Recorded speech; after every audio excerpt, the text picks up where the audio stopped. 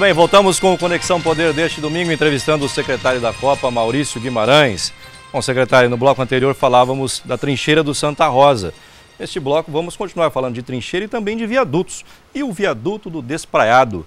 Afinal de contas, para que serve aquele viaduto, secretário? Aquele viaduto ele serve principalmente para tirar o conflito ali da Afians Pena, que a contagem de 2010 dizia que ali tinha uma passagem de 5.800 veículos hora. Nós tínhamos engarrafamento de até 30 minutos no horário mais tranquilo e até 1 hora nos horários efetivos de pico na saída dos órgãos públicos, principalmente. Então, efetivamente, ele vem resolver esse conflito. Mas nós não podemos olhar o viaduto do Despraiado de forma isolada. Nós temos que olhar todas as obras da travessia urbana de Cuiabá, que são aquelas principalmente da perimetral. Então, vejamos, hoje, quem está saindo do Pedra 90 e vai ao aeroporto de Cuiabá, ele não vai passar por um sinal sequer. Nós vamos ter o conflito do Tijucal resolvido, o conflito da MT-040, entrada de Santo Antônio, resolvido, o conflito da Avenida Beira Rio, no ponte do Rio Cochipá, resolvido, o conflito da UFMT, resolvido, ele entrava perimetral, o conflito da Trabalhadores, da Jurumirim, resolvido, Despraiado, Santa Rosa, Verdão, Trincheira, Sirico, Cândia, ponte do Rio Cuiabá e viaduto do Orlando Chaves. Então, nós temos que olhar o contexto. Por que essas obras foram executadas? A partir de quando, então, que o cidadão que for sair lá do Tijucal e quiser ir para o aeroporto, ele vai fazer esse trajeto sem fazer nenhum tipo de desvio?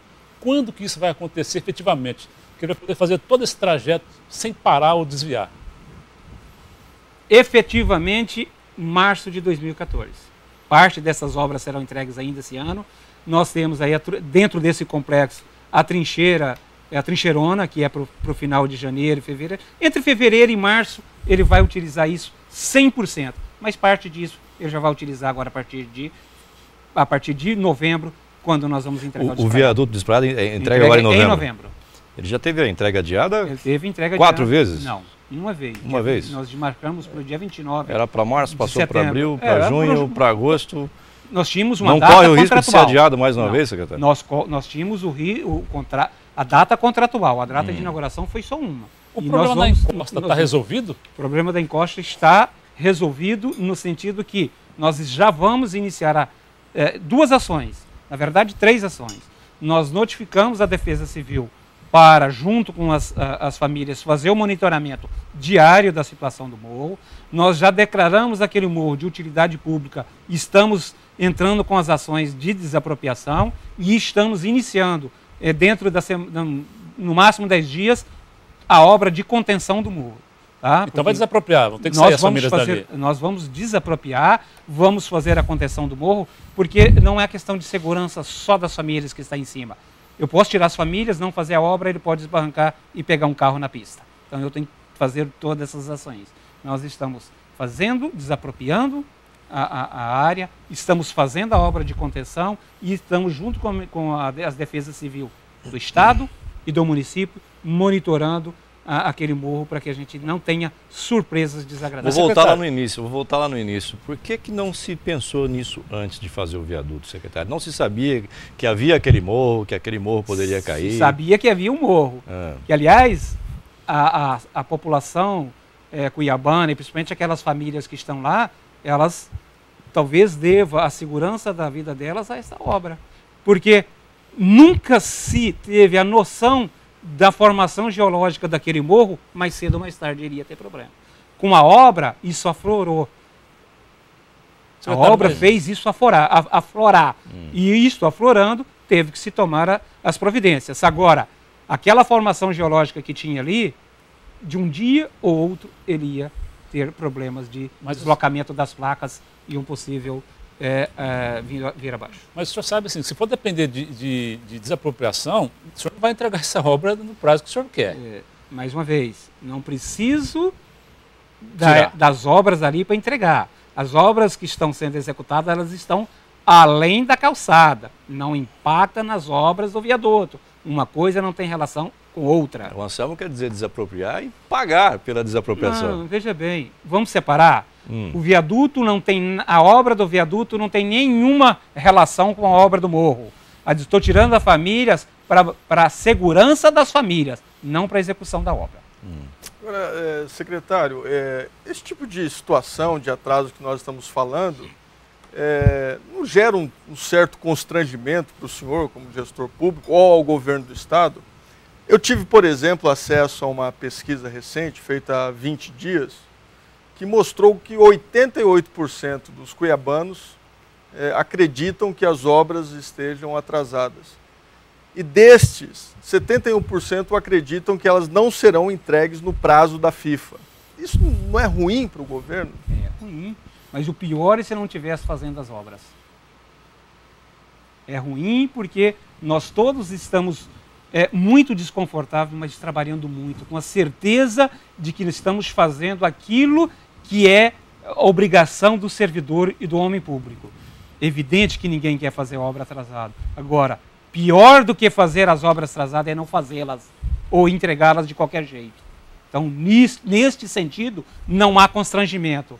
Esse é um lado. Ao outro lado, que é uma crítica recorrente ou um questionamento de que esse volume fantástico de investimento está sendo feito nessas obras, mas, por outro lado, o Estado meio que minimizou os investimentos em áreas essenciais, como saúde, como saneamento, como educação. Essa é uma crítica, inclusive, do Ministério Público Estadual, né? Vamos analisar as políticas públicas.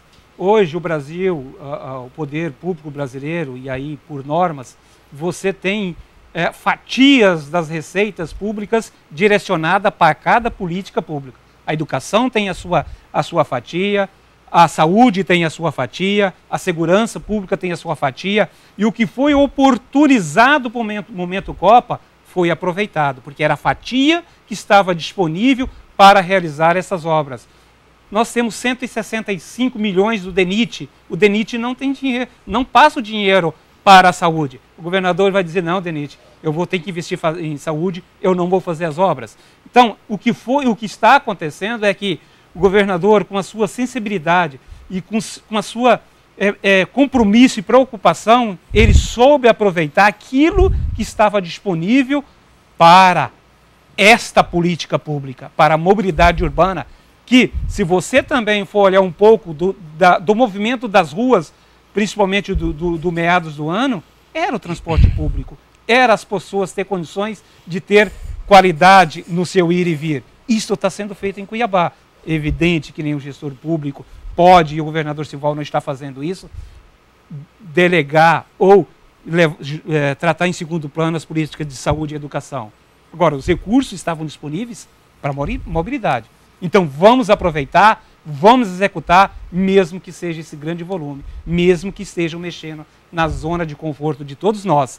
Mas o olhar para o futuro, e o futuro muito próximo, nós vamos estar vivendo numa outra cidade com outro desenho. Secretário, e aí sim, aí talvez apareçam novas oportunidades para a saúde pública, e não só se o governador estiver, mas os novos governantes vão também aproveitá-las e melhorar, porque precisa sim melhorar a saúde pública e precisa sim melhorar a segurança pública. Mas uma mobilidade onde possa levar o cidadão a um pronto-socorro com maior rapidez também é dar melhor qualidade na saúde pública. Agora, o questionamento é justamente esse, né? Por que, assim como se conseguiu verbas carimbadas, né, expressivas para a Copa, por que não pode se conseguir também verbas nesse montante para a saúde, para a educação, né? Quer dizer...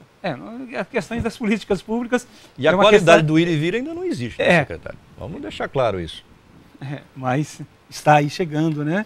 Hoje, mas, André, às vezes a gente, nós que todos usamos o trânsito, às vezes a gente ficava parada em 15 dias, 20 dias, 20 minutos, 30 minutos numa trincheira, na nossa zona de conforto. Às vezes hoje você pega um desvio com 10 minutos, mexeu na sua zona de conforto, você diz que está vivendo um caos. Mas a realidade é que... O senhor já andou pelos desvios, secretário? Eu ando todo dia, eu também uso só carro. Eu também uso o seu carro. Mas Seu carro está inteirinho ainda, eu estou na oficina. Tá? Mas melhor andar hoje no desvio um pouco ruim, mas sabendo que aqui 2, 3 meses você vai andar numa via boa, do que ficar sempre andando numa via ruim, congestionada e sem perspectiva de melhora. Agora, uma curiosidade. Com a entrega desse conjunto de obras de mobilidade, vai se resolver o problema de trânsito em Cuiabá? Claro que não. Por quantos anos? Claro que não. Não, porque às vezes... Não, claro que não. Às vezes a percepção é de que o governo vende isso, né? Não. Quer dizer, entregando viadutos, trincheiras, acabou o problema. Mas a dimensão dessas obras... O que nós estamos fazendo hoje, é, quando nós falamos antecipação de investimento de 40 anos, é fato, porque você não tinha, talvez nos próximos 40 anos, a oportunidade de tantos recursos canalizados ao mesmo tempo. Mas o que está se fazendo hoje é buscando fazer algo que deveria ser feito há 20 anos. Nós estamos trabalhando na perimetral, que foi a última obra de impacto da duplicação do perimetral, que foi feita há 20 anos. Nós estamos hoje tentando melhorar o seu tráfego. Então, se não tiver uma continuidade de políticas públicas de investimento na mobilidade urbana de Cuiabá, eu não digo daqui 5, mas daqui a poucos anos nós vamos estar vivendo um problema, talvez não hoje, onde está sendo feitas essas obras, mas em outros pontos de conflitos, porque no mês de setembro foi emplacado em Cuiabá mais de 2.800 veículos. Nós que lidamos com o dia a dia da imprensa, nos bastidores, nós ouvimos muitos comentários a respeito de possíveis processos de corrupção envolvendo esse volume de obras. O próprio Ministério Público recebe quase que diariamente, segundo vários promotores, denúncias a respeito de possíveis irregularidades envolvendo casos de corrupção. Como que o senhor está lidando com esse assunto e o senhor já recebeu alguma coisa específica, alguma coisa assim que tinha alguma materialidade em relação à corrupção? Primeiro eu quero deixar bem claro que enquanto servidor público eu tenho que prestar conta dos meus atos. E por isso no Brasil, no sistema democrático, existem os órgãos de controle, existem os órgãos de investigação. Então, todos eles, dentro dos seus papéis, estão fazendo-os legitimamente. O Tribunal de Contas verifica todos os meus atos, me cobra, me multa quando ele entende necessário. Né? O Ministério Público, quando recebe uma denúncia, ele tem por obrigação institucional abrir um processo e eu tenho por obrigação prestar esclarecimentos, mostrar que aquela denúncia não representa aquilo que foi relatado. Então, me cabe fazer isso. Então, eu lido com isso muito tranquilo, porque é inerente do setor público. Nós também estamos passando por um processo de mudança. Há um conceito geral que todo servidor público é preguiçoso, é corrupto, não cumpre as suas obrigações. Tudo é um processo de amadurecimento. Então nós, no caso da Secopa, nós somos checados todos os dias, em todos os aspectos da nossa eficiência, da nossa honestidade, da nossa capacidade de trabalho. E eu, enquanto servidor público, a equipe de lá, enquanto servidores públicos, temos a obrigação de prestar os esclarecimentos, a obrigação de vir através da imprensa, dizer para a sociedade, não bem assim, não é a realidade, estamos prestando conta, estamos prestando as informações. Então eu lido isso com muita tranquilidade. Agora, tem hora que chateia, porque tem hora que é leviano demais aquilo que se põe, aquilo que se deixa transparecer. Secretário, falar que uma cadeira de R$ 475 é superfaturada, isso não é leviandade, é um preço absurdo. É leviandade porque ela não custou isso. Leviandade é quem disse que ela custou R$ 475 reais, que sequer olhou o processo. Porque lá no processo é outro valor. Então, estas coisas é que nós temos que mudar. Por que o total deu 19 milhões? Mas é porque lá tem N tipo de cadeiras, inclusive armários.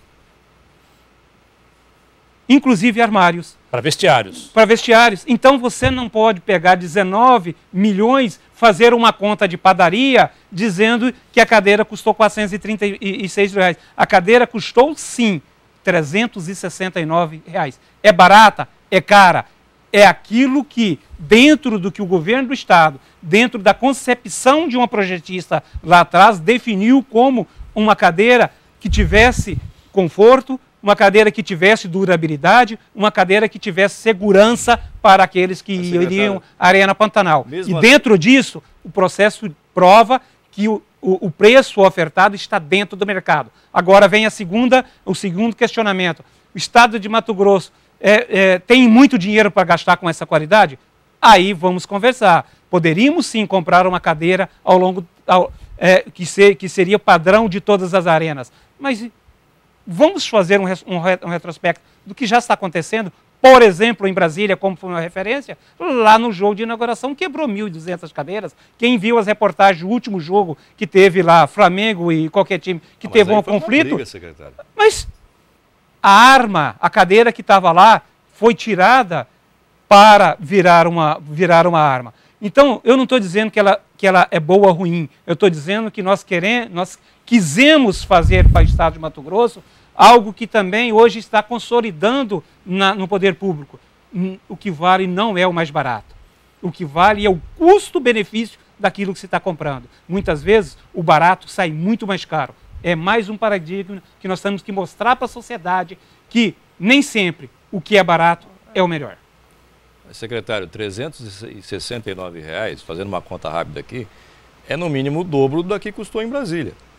O senhor quer dizer que essa cadeira nossa aqui é inquebrável, secretário? Não quero dizer isso. Eu quero dizer que, levando em consideração a metodologia de instalação por longarina, diferenciada, onde você, quando quebrar uma cadeira, você não precisar desparafusar, você não precisar fazer todo reposição de cimento na arquibancada para parafusar uma nova cadeira. Eu estou dizendo que este conjunto de valores é que nos dá a tranquilidade de ter feito uma escolha do ponto de vista custo-benefício melhor. Agora, que é melhor, é caro. E hoje existe muito órgão público comprando algo de boa qualidade, que sabe que dura mais. Agora, secretário, há uma discussão, uma polêmica sem fim a respeito do uso da arena após a Copa. Né? Todo mundo, é voz corrente de que a arena vai se transformar num elefante branco. Até pela pouca representatividade do futebol aqui, o pouco volume de eventos, tal. Tendo com base isso, não poderia se optar por um assento mais em conta, mais econômico também? E outra, parte da arena também não vai ser desativada após o evento da Copa? Eu queria só aproveitar também, secretário, porque me parece que trabalha-se com a possibilidade de que, ao fim da Copa, se terceirizar o estádio. Vocês trabalham com a possibilidade de não haver interesse de alguma empresa assumir o estádio e isso ficar por conta só do governo? Tudo pode acontecer, porque é um processo de concessão e um processo de licitação. O governo vai pôr à praça a possibilidade de terceirizar a Arena Pantanal com algumas pré-condições de ter os jogos do Campeonato Mato Grossense, principalmente dos times que estão em ascensão. Agora, é um processo de concessão, é uma licitação. Se você me disser, se você me perguntar, há interessados? Vários.